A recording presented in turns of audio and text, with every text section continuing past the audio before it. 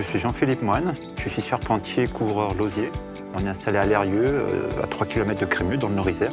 L'entreprise a été créée par mon grand-père en 1934. Aujourd'hui, nous sommes 9 dans l'entreprise que je co-gère avec mon épouse à Soussena. Donc on construit des charpentes, on restaure des charpentes et on les abrite. C'est très valorisant de travailler sur des bâtiments comme ça. Quand on commence une toiture de lauze, on n'est pas sur une toiture de tuiles où tout est industrialisé, où tout est bien carré. Là, il faut savoir poser la lauze, il faut savoir voir si c'est étanche, il faut que ce soit esthétique, il faut que ce soit droit. Il y a plein de paramètres qui rentrent en ligne de compte. C'est divers et varié, c'est ce qui plaît aussi à nos jeunes. Moi, je suis du plateau d'Île Crémieux dans le Nord-Isère, donc je connais tous les agriculteurs.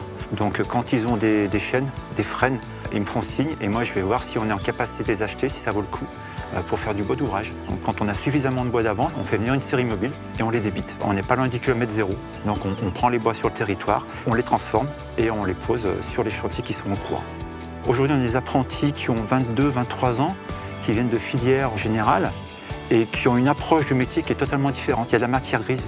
Donc moi, j'essaie de leur apporter mon expérience, mon savoir-faire, et eux, ils nous apportent leur investissement et leur soif d'apprendre. La jeunesse, c'est ce qui compte pour nous. On est dans un métier qui est dit pénible. On essaye d'ouvrir les portes des entreprises pour pouvoir accueillir le plus tôt possible par l'alternance et donc la transmission dès le plus jeune âge de façon à pouvoir transmettre non seulement le métier, le geste, l'intelligence de la main, mais également notre approche globale du métier, notre approche également du territoire.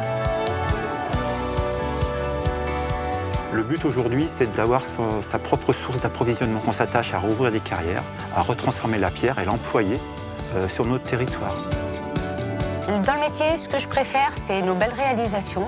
C'est aussi l'image de la beauté du geste, l'image des ressources naturelles, du respect du travail bien fait aussi. C'est l'histoire d'un territoire. Donc c'est continuer à donner du sens à cette entreprise.